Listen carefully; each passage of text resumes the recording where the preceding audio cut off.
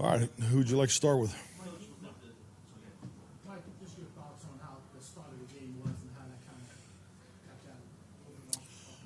Well, I mean, obviously the start of the game was in their favor. Obviously we got behind, but I think like anything, the big thing we talked about in the locker room was just the emotion of the game. You knew that coming in, and you got to be better in the discipline penalties. We had too many discipline penalties, and we had three giveaways. So.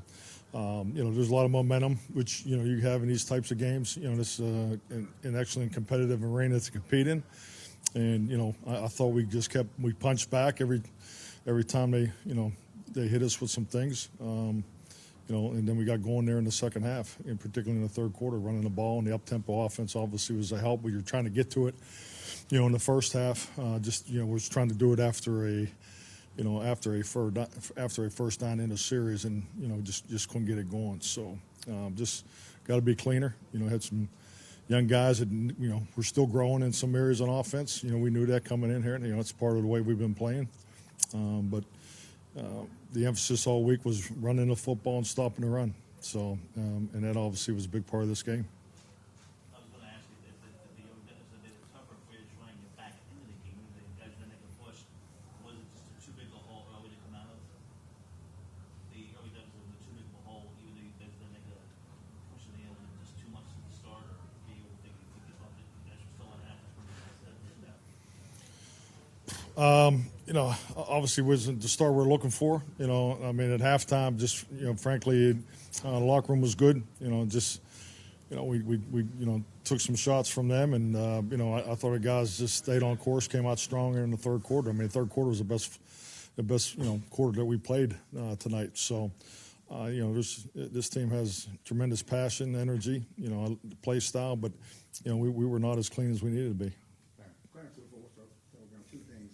Can you talk about the decision not to challenge the CD Lamb catch Back in the first quarter? In the first quarter.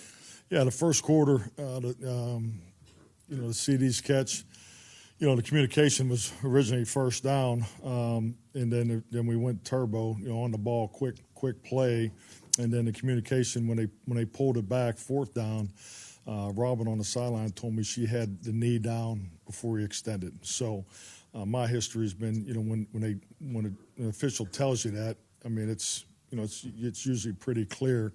And we were already in a turbo. We were in turbo because of the other side of the fence. We were in turbo because, if he didn't get the first down. So, because of the spot. So, and we had plenty of time, but I mean, plenty of time to make the next decision is what I'm getting ready to talk about. But yeah, there was no replay in that sequence, and there wouldn't have been in the 40 seconds part. So let's just be honest there. But I mean, my experience has been when I'm communicated with by the official, I'm usually discouraged from challenging that play.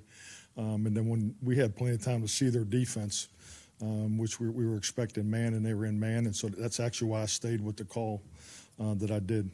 Obviously, it didn't work out and put our defense in terrible field position. Secondly, Cooper Rush.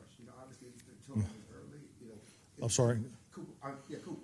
The turnovers early. Turnovers, okay. His turnovers early, and how he played the first half, and the way he rallied and settled down in the third and fourth quarter. Yeah, I thought Cooper. Obviously when you're playing in a crowded stadium, first time, outdoors, all those things, but. You're going to have more pressure in these type of games. I thought he did a good job hanging in there. Obviously the giveaways. I mean, the 4 route was an undercut and 2-man. The one was I think the other one was the hit on Graham there in the fourth quarter. So I mean, obviously you got to take care of the football, but we'll learn from it and be better. Tim Cowboys, Dallas Morning News. Just on Clarence's question. What level of risk did you think that was? 4th and 1, it's 14-0.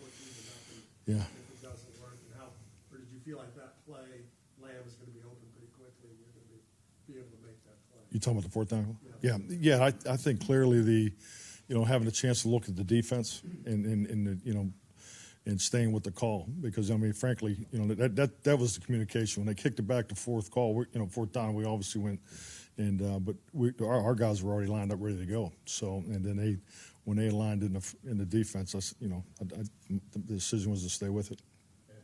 Edward or ESPN, you don't usually come out early pregame, but you did watch Dak throw. Yeah.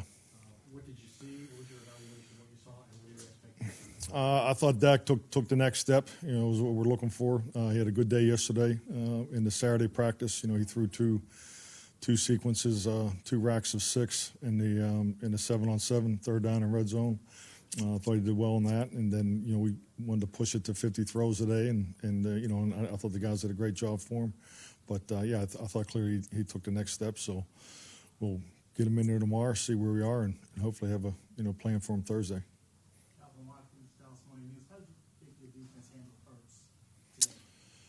I thought defensively, I mean that's a difficult offense to play against. But in the passing game, we knew we were going to have to stop the run to get this game clearly tilted the way we want to play it. And that's a challenge that they give everybody. So I mean it's no different. But I thought our guys did a good job against Hurts. You're down 2017, maybe make it 2017. The defense didn't get a stop when you needed to stop, and they played so well. After early, they just talking about the discipline, not being able to get off the field and keep it from them extending the lead. I mean, it's and they've been big for us all year. And hey, this is the most productive football team we played to date. So I mean, we knew it was going to be a challenge, and we just got to take a hard look at some of the things. The biggest thing that we got to be much better at, and we got to eliminate these, the discipline penalties. We had way too many discipline penalties, throughout the whole game, especially in the fourth quarter. So that's where my focus is.